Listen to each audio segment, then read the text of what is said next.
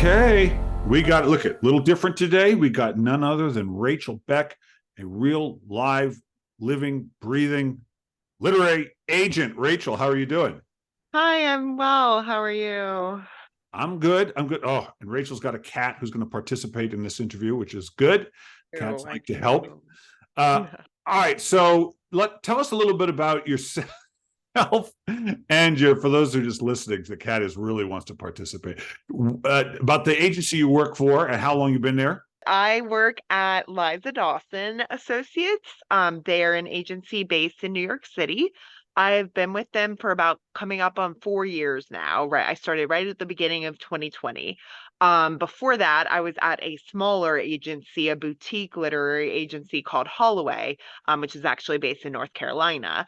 I'm sorry, what was the rest of the So just question? and just so you're at Liza Dawson and you've been there 4 years. Started Mhm. during the pandemic, it sounded like. Right Uh, before, yep, yep. okay, and so you've been there for 4 years. And so, what kind of stuff do you like to represent? Do you have a preference? Yeah. So I'm a bit of a generalist, and what I mean by that is I kind of will work on almost anything, with some exceptions. I don't do children's or picture books or middle grade. I don't do high epic fantasies. I don't do a ton of sci-fi, really too much. And I won't do poetry or short stories. But other than that, I would say if it doesn't fall in one of those genres, I'm willing to look at it. I do focus a lot on women's fiction, book club fiction, historicals or dual timeline, contemporary romance, or just contemporary women's fiction, even without a romantic element.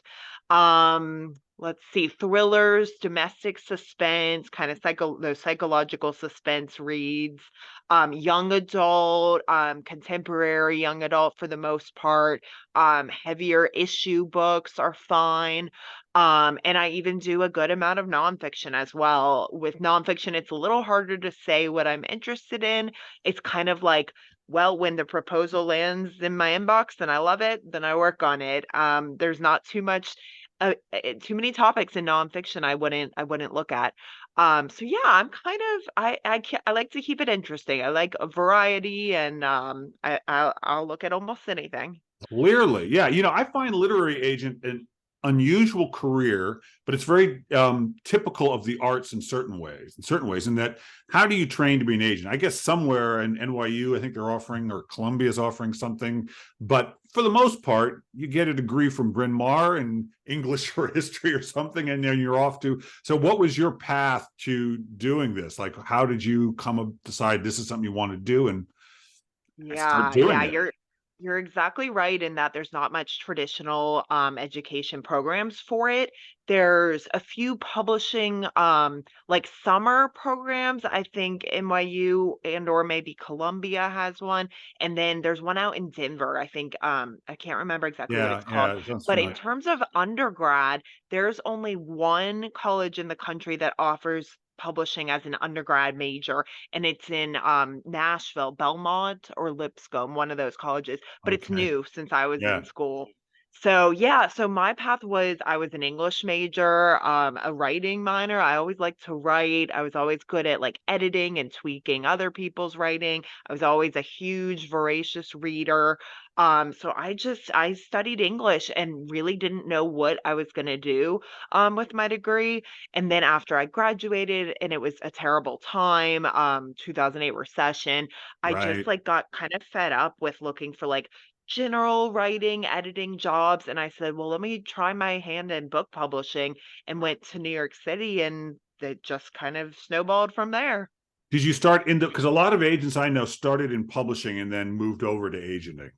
Yep, yes. So I started, well, as an intern with a Right. literary agency, but then I got hired by Harlequin Books. So I was an Oh, editor for the first almost 6 years of my career. oh, I worked oh, as an editor on primarily romance novels oh. at So you Harlequin. worked in Harlequin and the Did.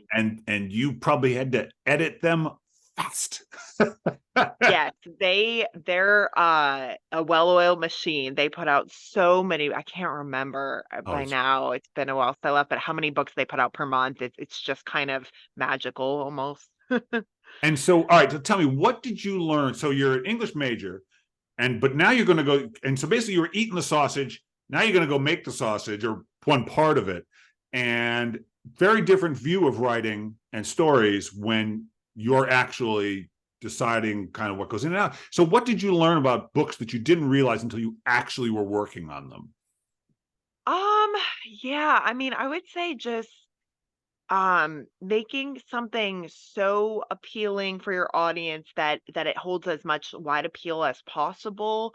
Things like thinking about cutting something out that might not be crucial to the book because it may offend some readers or might not be what they want. Whereas, like, you'd never have a reader say, well, why aren't there more why isn't there more swearing, for example? Like, you'll never have that complaint, but you might have the That's complaint there's too true. much swearing. So Right. just kind of thinking more broadly compared to when I was just a reader for fun and I was just, taking in the story, but thinking about how can we get, multiple people to be lifelong fans of this author or this, imprint at the publisher.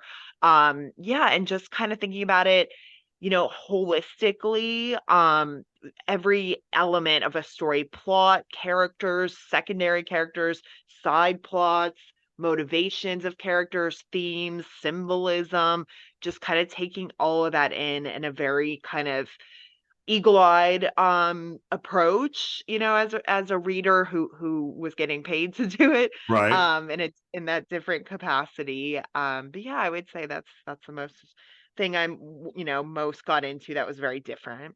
Do you remember when you started feeling like I can do this? Like this makes sense. This is a good fit for me. Do you have some kind of clear memory of that other than the fact that they were paying you? Because sometimes you could feel like a fraud, like I can't believe they're paying because Oh, I have no idea what I'm doing. But do you remember when you started feeling absolutely. confident? I think with any creative industry like book publishing is, there's absolutely a lot of imposter syndrome that takes a while because Yeah. it's so subjective. I could send an editorial letter to an author and they could have another agent or editor who's had the same number of years of experience as myself send a letter that hits a bunch of different notes. There's no one right way to write a book that people will like. It's not math. It's not science. It's very, very different. I think it would just be, I would say, like when I started just really feeling comfortable in the letters I was writing to authors and getting good feedback from the authors saying that I helped to make their books better, on the editorial side. And then when I was starting to agent, I think it was, from starting to make sales, the way, agenting works so differently. When you're an editor, you're working for the publisher and, you're putting out the books. But as an agent, I think of myself as really working for the author. And if I'm Right. able to sell their book to a publishing house, I've done my job. So when I started making, a good amount of sales per year is when I think I really felt like, yeah, I can do this. I got this. I love this. Do you remember the first book you sold? As an agent, Yes. um, the first book I sold. So why am I blanking on this? Well, I was kind of working with, my boss as a mentor at first, so it's hard to Right. separate kind of what were her projects and what were Mm, mine. But I right. do remember the first one I saw. Okay, yes, my first sale on my own was a digital deal with an imprint of Simon and Schuster with Okay. an author I had previously worked with briefly at Harlequin as her editor, and then after I left, I became her agent. Yeah, so yes, I do remember that. It was so much fun to Was get it? that call and make that sale and deliver that news to the author. Yeah, I bet you delivering the news is fun. I've gotten the news delivered So to much me. fun. It's nice. Yeah, It's a nice call to it's get. fun on this end too. Yeah. Yeah, it's great. Okay, so part of the reason we're talking is so this podcast is associated with Pacific Northwest Writers Association, which is a great group, and we put on a great conference. And so Rachel, did you come to last? Did you come to last year's? I think you I did. did, Right? or Okay, this year, a couple this months year's ago. I right. was there in September. Yep, Right. I had so much fun that I invited myself back. I said, "I'd love Oh, to come again," and well, we'd love yeah. to have you. We'd love to have you. And part of what you're going to be doing is for some people, you're going to be doing a critique. Kind of what are we describing it as? Is it a critique, right? Yeah, a critique, yes. Okay. So, but this is interesting to me because as an agent, most agents now have to also be editors. In other words, it's the rare writer who, my agent edits my stuff, sometimes too much for me. Oh, but no, she's excellent. I just wish my stuff was perfect and ready to go. Right, But, right. but, but you have to serve as an editor also, the first editor before you show it to the editor. So Yes. what will they be? What will that experience of working with you in the if they sign up be like? Will it be similar to what you go through with one of your clients? Yeah, I would say so. Just perfecting that, whatever it is we're looking at, the query letter, the synopsis, the first few pages, really similar to what I do when I submit my client stuff to publishing houses. I, want to get it as polished and professional and smooth as possible, just so editors have no reason to say no. Those first few chapters are incredibly, incredibly important, especially first few pages and the query letter. The query letter is, I would say, very similar to what I pitch when I'm sending my Yeah, author's stuff yeah, over to editors. We call it a pitch letter, but it's essentially the same thing. And when I'm pitching a debut, it's great because I have their query letter that they initially sent me to work from. And sometimes I don't end up making that many changes if it was, a strong query letter. But yeah, it would look like, very similar to what I do for my authors, just kind of going through with a fine tooth comb and, highlighting what's working, making some suggestions on what isn't, and thinking, how can we get this through the door? How can we make your project how can we make editors and agents want to work on your stuff? I think would be awesome. It just occurred to me. What? I'm always thinking is I think it would help a lot of writers to see pitch letters. I remember when I saw the first pitch letter, one of my agents, she's passed now, but she wrote for me. I was like, oh, isn't that interesting hearing someone else talk up my story?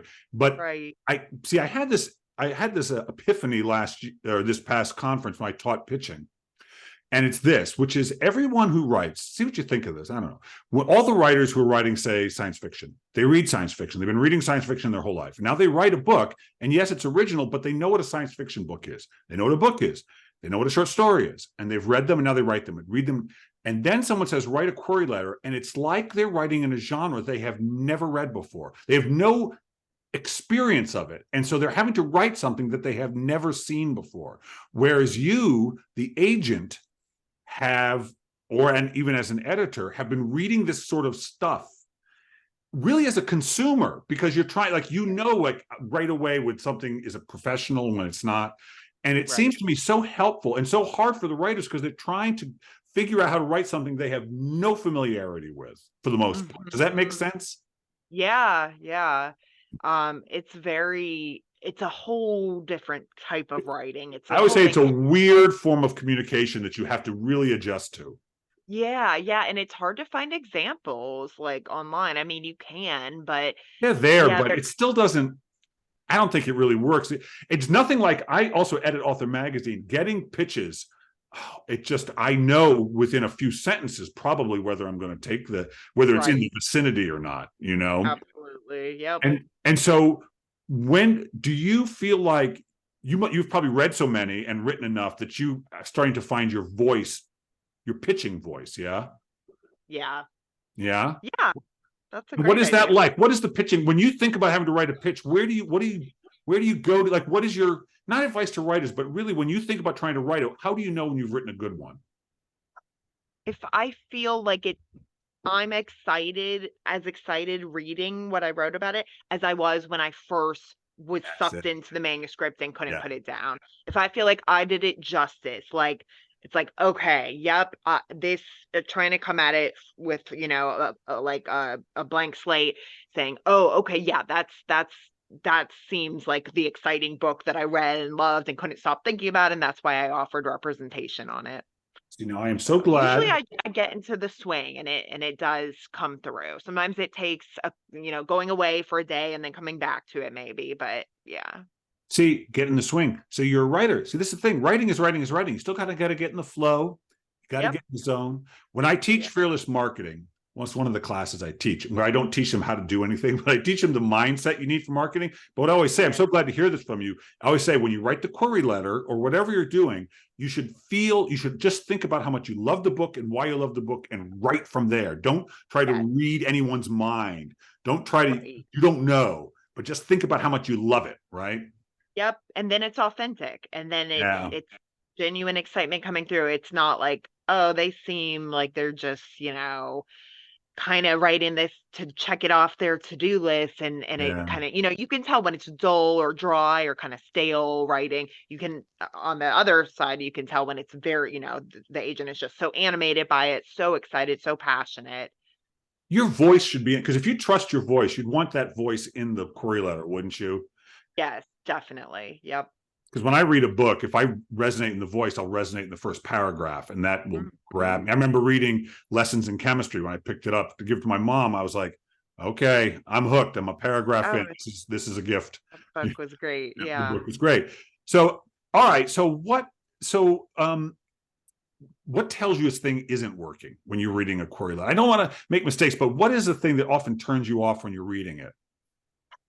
Too long, and honestly, it's just a matter of Too long, we get so many of these per day that we have to devote, the time, and we wanna come at it with a fresh mindset so we can give everyone a fair shot, but we get so many a day and we have to go through these on top of our job, right? um and so I just think if it's too long, our minds are going to wander just because Right. we only can set aside a certain amount of time every day to go through the stack. So I would say be as concise as possible. You don't need a ton. If you get really granular or into the weeds on your plot or characters, that's probably, you should probably pull No. back a little bit. Save it for make them want to request the pages and save it for that. Keep it tight, concise.